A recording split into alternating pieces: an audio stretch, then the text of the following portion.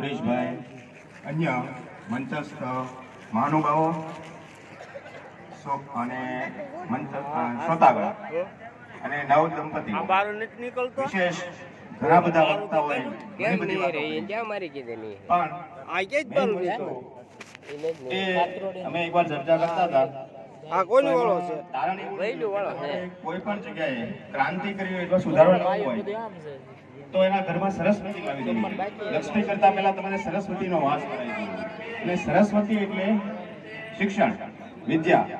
એકવાર એક કુટુંબમાં તમે શિક્ષણ પહોંચાડી દો એટલે એની આ કેમેરો કેમ મારો વિરાટને લે તો એ ખડકાય ઓટોમેટિક એમાં પરિવર્તન આવી જતા હોય. એ આપણે કહેવા જવું પડતું નથી.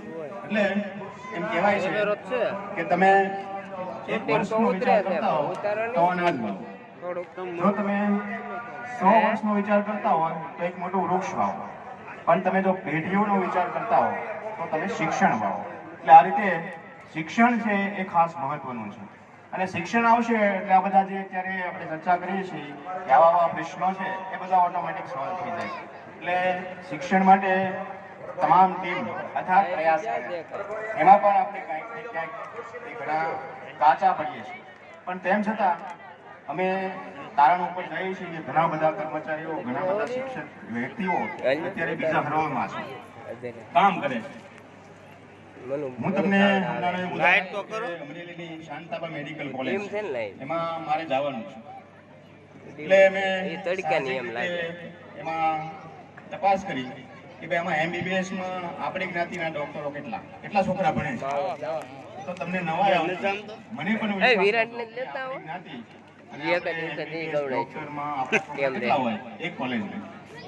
તો અમે સર્વે કર્યો તો એમાં 36 છોકરાઓ એક કોલેજમાં છે MBBS. એટલે 36 છોકરાઓ છે. મારી બેબી છે એમાં.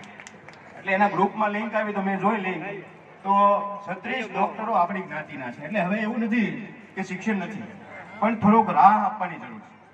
એટલે અને બધી વ્યવસ્થા છે એમાં. દીકરીઓ માટે તો સરકાર, બીજી જ્ઞાતિના આગેવાનો, બીજા દાતાઓ, ઘણી બધી વ્યવસ્થા છે. પૈસાના વાગે કોઈનું શિક્ષણ બગડતું નથી. આ એક બહુ મહત્વની વાત. તમારામાં ટેલેન્ટ જોઈએ, ભણવા હોવા જોઈએ. આપણે ભણતા ન હોય અને આપણે એમ કહીએ કે મને મદદ કરો તો એ